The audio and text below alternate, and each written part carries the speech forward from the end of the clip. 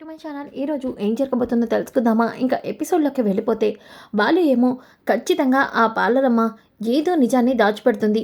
అవును, వాళ్ళ నాన్న మలేషియాలో ఉన్నాడంటుంది. ఇది కూడా అరేంజ్డ్ మ్యారేజ్. అయినా ఇప్పటి వరకు వాళ్ళ చుట్టాలు కానీ వాళ్ళ బంధువులు కానీ ఎవ్వరూ అమ్మ దగ్గరికి రాలేదు. అసలే వాళ్ళ నాన్న గురించి ఏ డీటెయిల్స్ సరిగ్గా చెప్పదు. ఇదంతా చూస్తుంటే ఆ పార్లరమ్మ ఏదో నిజం దాచిపెడుతుందని మాత్రం అర్థమవుతుంది. ఆ అవసరం రోహిణికి ఏముందండి? అంతా మీ అనుమానం, అంతే తప్ప ఏమీ లేదు. ముందు మీరు భోంచేద్దురండి అని చెప్పేసి మీనా అంటుంది. ఇక బాలు మాత్రం లేదు మీనా, ఏదో ఉంది, అదేంటో తెలుసుకుంటాను అని చెప్పేసి అంటాడు. ఇంకా ఉదయం అవుతుంది. ఉదయమైన తర్వాత ఇక రోహిణి ఏమో కిచెన్లోకి వస్తుంది. ఏంటి మీనా, ఏం చేస్తున్నావు? ఇడ్లీ పెడుతున్నాను. అవునా మీనా, నాకు ఇడ్లీ తినాలని లేదు, దోశ తినాలనుంది అని అంటూ ఉంటే మీనా, రోహిణి అయితే ఇప్పుడే స్టవ్ మీద ఇడ్లీ పెట్టాను, కొంచెం టైం పడుతుంది, ఆ తర్వాత నీకు దోశ వేస్తాను. అబ్బో మహాతల్లి, ఇప్పుడు ఈ ఇంట్లో పనులన్నీ తానే చేసేస్తున్నట్టు బిల్డప్. ఆ ఇడ్లీ పాత్ర కింద పెట్టి దోశ వేయి. రోహిణి పార్లర్కి వెళ్ళాలి కదా, టైం అయిపోతుంది. అమ్మ రోహిణి, నీకు ఎన్నిసార్లు చెప్పాను కిచెన్ వైపుకి రావద్దని? ముఖం మొత్తం చెమటలు పట్టేస్తాయి.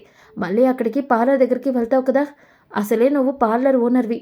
అక్కడ అందరూ ఇలా చెమటలు పట్టేసి వస్తే అందరూ ఏమనుకుంటారు? ముందొచ్చి కూర్చో. సరే ఆంటీ. ఆంటీ మళ్ళీ నాకు రెస్పెక్ట్ ఇస్తున్నారు, మళ్ళీ నా ఎక్కువగా చూస్తున్నారు, నేను ఇదే కదా అనుకున్నాను అని చెప్పేసి అనుకుంటుంది.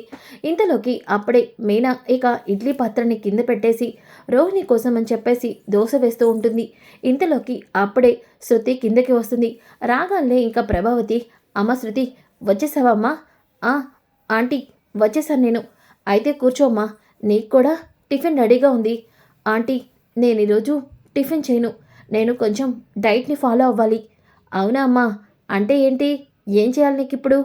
నాకు బాయిల్డ్ ఎగ్స్ 2 కావాలి ఆంటీ, అలాగే స్ప్రౌట్స్ కూడా కావాలి. అవునా, ఉండండమ్మా, అదేంటో నాకు తెలీదు.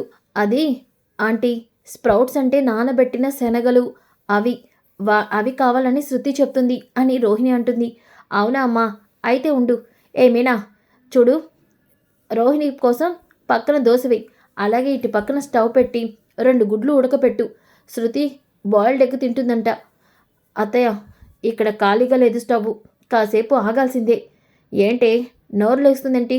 ముందు చెప్పింది చెయ్యి అని అంటూ ఉంటే అప్పుడే బాలు ఇక ఇదంతా కూడా చూస్తాడు. అబ్బో ఏంటి, ఇప్పుడు ఆ డబ్బులమ్మకి పాలరమ్మకి నా భార్య అన్నీ వంట చేసి పెట్టాలి. వాళ్ళేమో కూర్చొని మెక్కి తిని బయట ఊరేగడానికి వెళ్తారు, అంతేనా? ఏంట్రా ఎక్కువ మాట్లాడుతున్నావు? వాళ్ళు బయటికి వెళ్ళి పనిచేస్తారు, మరి నీ పిల్లం ఇంట్లో కూర్చొని తేరగా తినడమే కదా. అత్తయ్య ఏంటి, నేనేమైనా తప్పు మాట్లాడానా ఏంటి? నిజమే కదా అని వెనకాలనే బాలు, అవునా సరే అయితే ఇప్పుడు ఈ డబ్బులున్న అమ్మకి అలాగే ఆ పార్లర్ అమ్మకి దోశ గుడ్లు కావాలి. మీనా నాతో పాటు నువ్వు రా రా అంటూ చేయి పట్టుకొని పైకి తీసుకెళ్ళిపోతాడు. ఒరే ఒరే ఏంట్రా, చెప్పావుగా నీ కోడలికి ఇవన్నీ కావాలని, నువ్వే చేసుకో. నాకు మీనాతో పనుంది. మీనా నా షర్టుకి బటన్స్ ఊడిపోయినాయి, అవి కుట్టాలి. నా పెళ్ళంతో పనులు నేను చేయించుకోవచ్చు కదా. మీనా పద పద అంటూ పైకి తీసుకెళ్ళిపోతుంది. ఇక ఒక్కసారిగా ప్రభావతి శృతి అలాగే రోహిణి వైపు చూస్తుంది. ఇక శృతి, ఆంటీ నేను ఎగ్స్ బాయిల్ చేసుకుంటాలే. వద్దమ్మా, నీకు కిచెన్ అలవాట్లేదు కదా, నువ్వు ఎలా వెళ్తావు? రోహిణి నీకు అలవాటే కదమ్మా, రా. ఆంటీ మళ్ళీ పార్లర్కి వెళ్తే నా మొహం మొత్తం చెమటలు పడుతుంది. నేనే కదా అన్నాను. సరేనమ్మా, మీరిద్దరు కూర్చోండి, నేనే వేసిస్తాను అంటూ లోపలికి వెళ్ళి ఇక టిఫిను అలాగే బాయిల్డ్ ఎగ్స్ చేస్తూ ఉంటుంది. ఇంతలో పైకొచ్చిన మీనా, ఏంటండి ఎందుకు ఇలా చేశారు? ఎందుకు ఇలా గొడవ పడుతున్నారు? నేనేం గొడవ పడ్డాను? ఆ ప్రభావతమ్మ అన్ని పనులు నీకే చెప్తుంటే నువ్వు మాత్రం చేస్తూ ఉండాలా ఏంటి? అందుకే నిన్ను పైకి తీసుకొచ్చాను. షర్ట్ బటన్స్ ఊడిపోయన్నారు. ఏమీ కాదు, అలా అయితేనే నువ్వు వస్తావని అబద్ధం చెప్పాను. అది కాదండి, ఏం కాదు అంటూ మీనాని బాలు వెంటనే హక్ చేసుకుంటాడు. మీనా కూడా సైలెంట్ అయిపోతుంది. ఇక ఇంతలోకి రోహిణి ఫోన్ రావడంతో ఒక్కసారిగా, హలో, అవునా, ఇదిగో ఇప్పుడే నేను వస్తున్నాను. ఆంటీ నాకు దోసొద్దు, నేను అర్జెంటుగా వెళ్ళాలి, వెళ్తున్నాను అంటూ గబగబా రోహిణి వెళ్ళిపోతూ ఉంటే ఇంకా శృతి, ఏమైంది రోహిణి అని అడుగుతుంది. అదేం లేదు శృతి, చిన్న ప్రాబ్లం, నేను వెళ్ళాలి అంటూ రోహిణి, ఏమైంది అసలు అమ్మ కళ్ళు తిరిగి పడిపోవడం ఏంటి? అమ్మకేమై ఉంటుంది? వెంటనే వెళ్ళి అమ్మకెలా ఉందో చూడాలి అంటూ గబగబా రోహిణి ఇంటికి బయలుదేరుతుంది. ఇంకా ఒక పక్కన ప్రభావతి ఏమో శృతికి బాయిల్డ్ ఎగ్ ఇస్తుంది. ఆ తర్వాత బాలు ఏమో కిందకి వస్తూ ఉంటే ప్రభావతి ఆగు అని అంటుంది.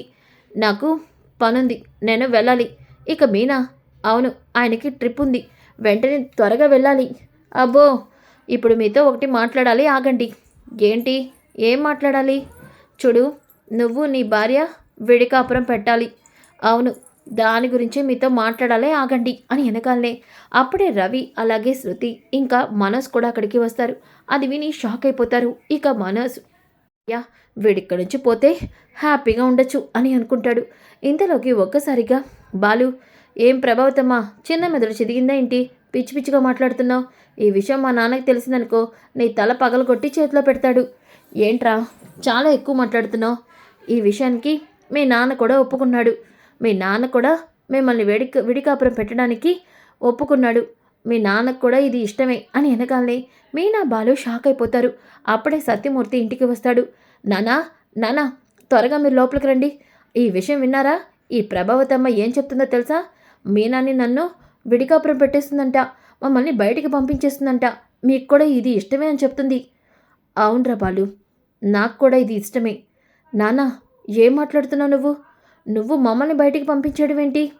ఒరే బాలు, నేను కూడా విసిగిపోయానురా. రోజు ఈ ఇంట్లో గొడవ ఇదంతా నేను చూడలేకపోతున్నానురా.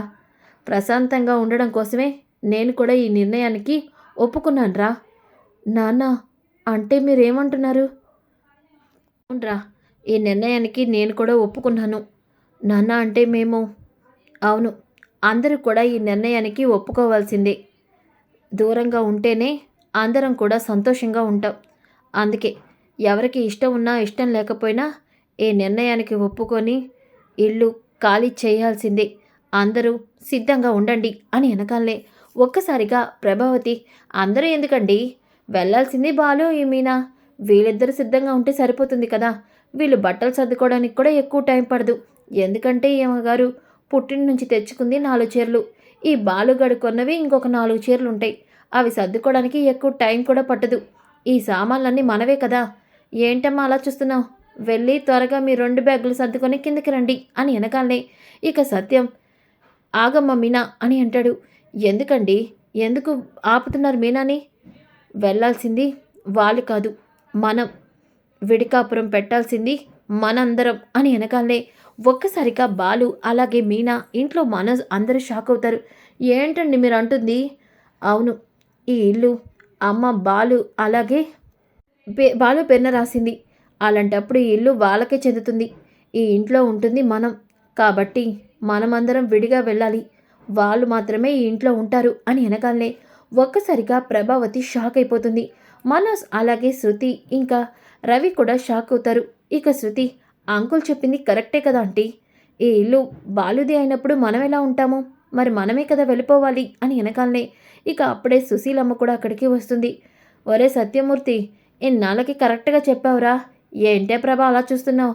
ఈ ఇల్లు నా మనవడి పేరున ఎప్పుడో రాశాను. నా మనవడు విడిగా ఉండాలంటే మీరందరూ ఇక బయటికి వెళ్ళిపోవచ్చు. నా మనవడితోనే మీకు ఇబ్బంది అయినప్పుడు మీరు ఇంక బయటికి వెళ్ళిపోండి అని వెనకాలనే ఇక బాలు, సూపర్ నాన్న, సూపరే నానమ్మ, అదరగొట్టేశావు.